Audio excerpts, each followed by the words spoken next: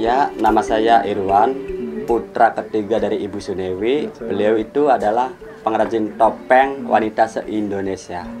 Beralamat di Desa Makar Gading, Kecamatan Srijek, Kabupaten Indramayu. Bloknya itu Dusun 2, Blok Perapatan Wetan, RT 004, RW 002. Nanti biar lebih jelasnya saya panggil Ibu aja ya. Oh, boleh. Me, rencana tamu.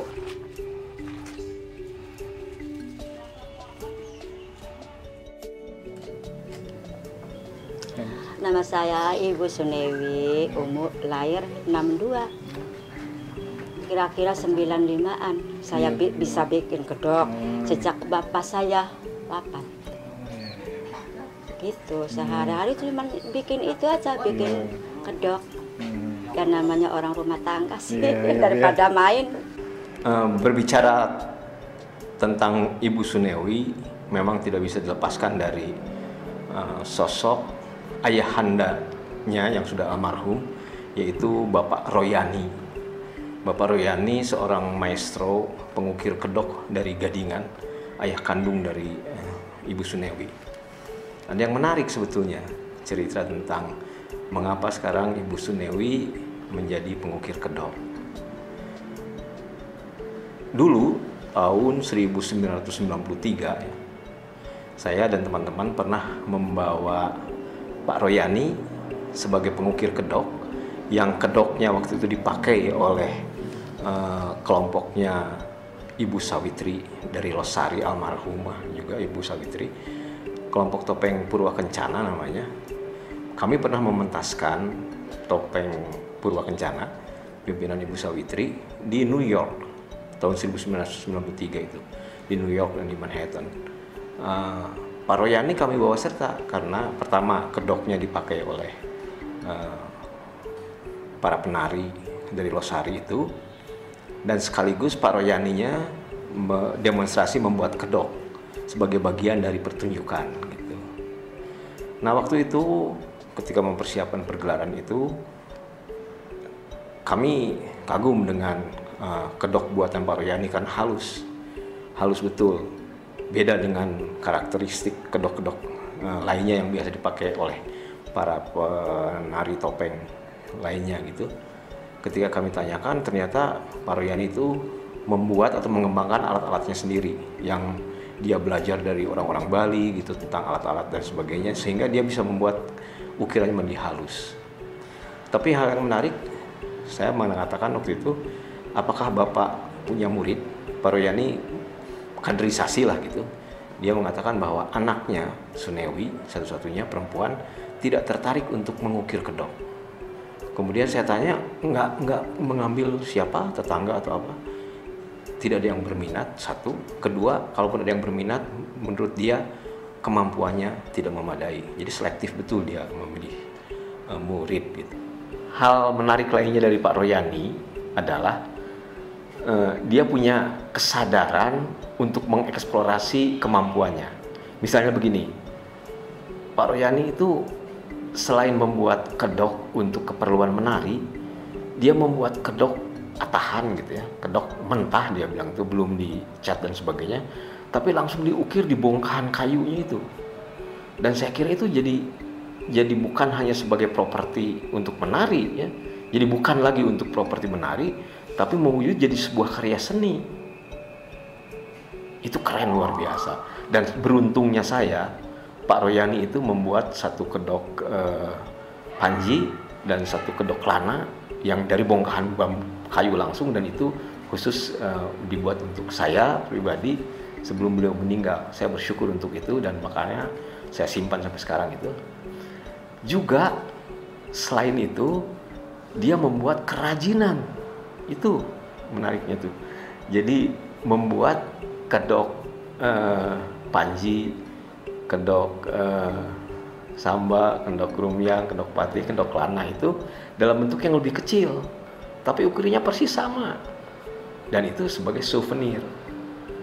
Dan saya kira kalau itu kemudian dikemas baik, kemudian diberi teks, diberi keterangan tentang sejarahnya dan sebagainya, itu bisa menjadi souvenir yang eksklusif. Seperti halnya di negara-negara maju kan mereka mewacanakan sesuatu pada kerajinan itu, dan itu Pak Royani membuat itu sejak lama. Sayangnya kemudian itu tidak ada yang meneruskan.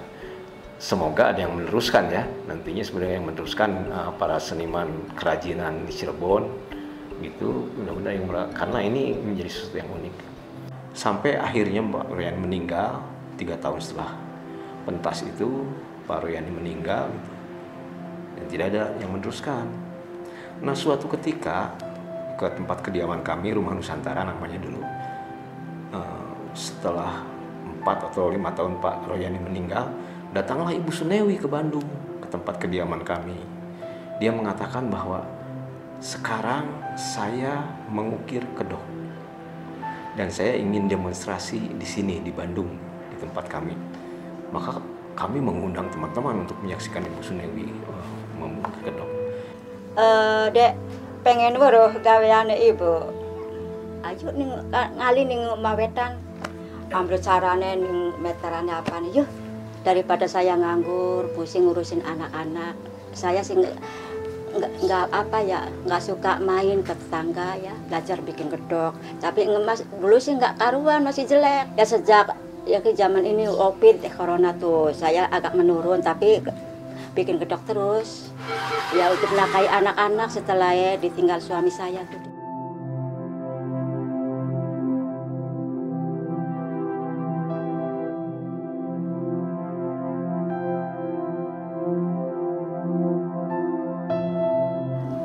Pak, kita ngerasa bangga dengan bapakku. Sebenarnya saya ingat bapak saya pengen bapak belajar udah gaya kedok bagus sih bloli. Setelah bapak mati kita ada senang pisan gaya kedok, makan kita susah bukan gawe cungur, gawe cangkem. Tidak, alhamdulillah pas aku yang kita bisa gawe kedok. Kebanggaan bapak pak, kesubun pak, asal-usulnya kita ku wong Garut belajar mene mahasiswa aku pak.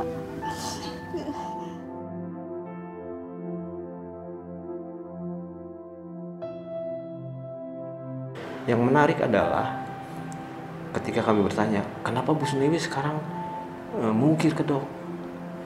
Dia bilang bahwa saya tuh tidak punya kemampuan untuk mengukir sebelumnya karena memang tidak tertarik. Tapi suatu ketika saya lupa, entah dapat semacam bisikan atau apa, tapi entah mimpi gitu, kedatangan ayahnya, dan ayahnya menyuruh saya, katanya, kata Bu Sunewi itu, meneruskan supaya membuat kedok gitu, meneruskan tradisi ayahnya. Dan yang surprise bahkan buat Sunewi sendiri itu, ternyata keesokan harinya sekonyong-konyong dia mengatakan bahwa sejak itu saya bisa mengukir kedok gitu, tanpa proses belajar yang lama gitu ya. Nah, saya kira itu menariknya. Saya kira itu tentang Pak Royani yang nggak bisa lepaskan dari jejak karya Sunewi sekarang gitu ya. Mudah-mudahan Ibu Sunewi terus setia melaksanakan apa yang diamanatkan oleh ayahnya, karena Gadingan meski secara administratif masuk di Kabupaten Indramayu gitu ya, tapi karya-karya Pak Royani itu justru dibawakan oleh penari topeng yang kebanyakan dari Cirebon.